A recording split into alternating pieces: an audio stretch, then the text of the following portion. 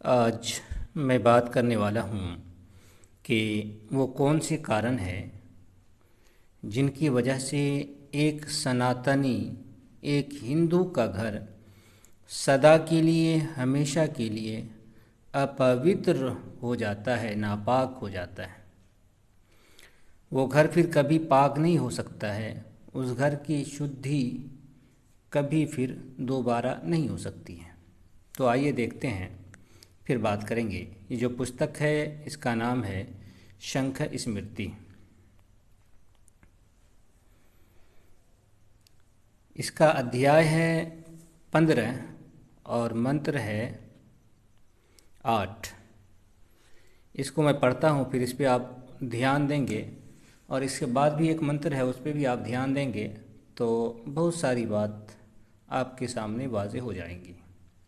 पहले मंत्र सुन ले, उसके बाद फिर बात होगी। यहाँ क्या लिखा है देखें।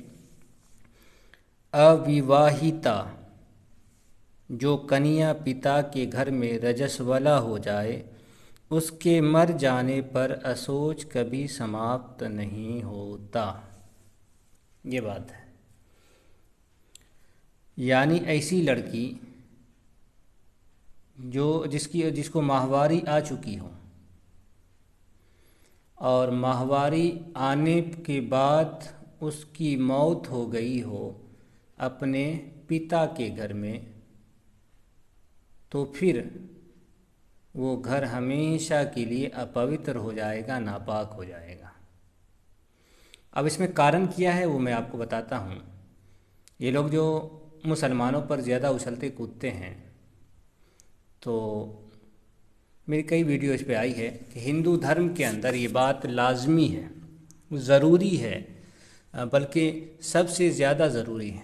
इससे पहले मेरी एक वीडियो आई होगी और कई वीडियो में इसका तज़किरा आया है, लेकिन इससे पहले जो वीडियो आई थी, जो 4-5 वीडियो पीछे आप जाएंगे तो वहाँ ये बात मैंने इस बात का तज़किरा किया था कि जो सनातनी महिला अपने पिता के घर में रजस्वला हो जाए और फिर उसकी शादी नहीं होती है, यानी कि माहवारी आने के बाद शादी होती है, तो इस कारण से पिता,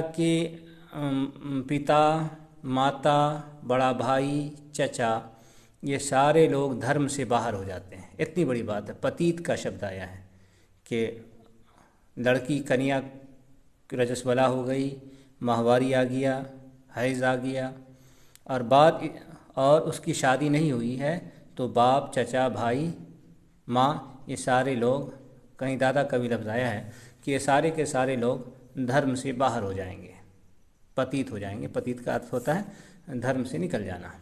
तो यहाँ भी आप देखें कि उससे भी बड़ी बात यहाँ पर आई है। वो बात क्या है कि रजस्वला मान ले कि माहवारी आई और उसके बाद मृत्यु हो गई, मर गई वो लड़की, तो अब लड़की का घर जो है, जो इस घर में वो मरी है, या ये कि हाँ वो घर ही मान सकते हैं,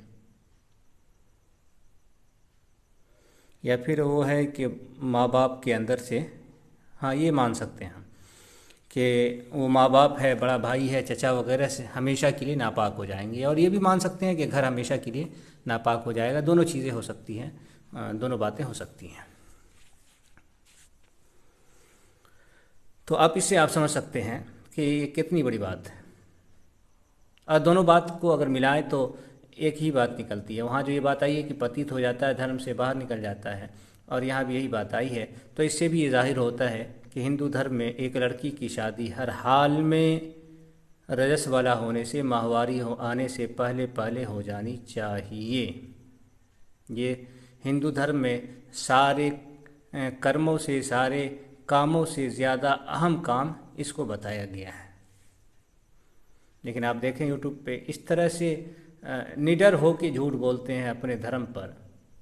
कि एक है अश्वनी कुमार उपाध्याय, बड़ी डटाई से कह रहा था कि हमारे यहाँ आज भी हमारे सभी धर्म ग्रंथों में 18 साल शादी की बात आई है, मुसलमान में 9 साल अब भी है, 9 साल की बात आई है और अब भी 9 साल में शादी हो रही है। हालांकि कई मुसलमानों को ये हुक्म नहीं हुआ है कि 9 साल में शादी हो। मुसलमान में तो यह आया कि जब बालिग हो जाए तो शादी कर दो, बालिग होने के बाद। और ये कहीं नहीं आया कि इतने दिनों में शादी कर देना है तो ठीक है, नहीं तो नहीं है, धर्म से बाहर हो जाओगे, या इस तरह की बातें आपको कहीं नहीं मिलेंगी। तो ये लोग इतने बेशर्म होते हैं कि इनकी बेशर्मी अगर आप इनकी किताबों को पढ़ेंगे तो और इनको देखेंगे तो आपको इनसे ज़्यादा बेशर्म आदमी दुनिया में कहीं नहीं मिलेगा। किसी भी धार्मिक पुस्तक के अंदर 18 साल शादी की उम्र नहीं लिखी गई है लड़की की, बल्कि 20 जगहों पर ये बात आई है कि अगर शादी नहीं हो रही है तो घर के सारे अफराद नर्क में जाएंगे, भ्रूण हत्या का पाप लगेगा। और इस भ्रूण हत्या को, जो बच्चे को पेट में मारा जाता है, उसको ब्रह्म हत्या से ज़्यादा, ब्राह्मण की हत्या से ज़्यादा पाप बताया गया, सबसे बड़ा पाप बताया गया। इस तरह की बातें आई हैं। तो खैर ये सारे मंत्र हम जो हैं कभी एक साथ लाएंगे तो सारे मंत्र आपके सामने आ जाएंगे। 20-25 जगहों पर ये बात आई है और हर जगह आप देखेंगे तो इनके यहाँ 7 साल, 8 साल, 9 साल के अंदर अंदर शादी करने की बात आई है। बल्कि गौतम ने कहा है कि जब लड़की खुद से कपड़ा पहनना शुरू कर दे तो उसकी शादी कर देनी चाहिए। 5 साल में उम्ूमन बच्चियाँ कपड़ा पहनना जान लेती हैं।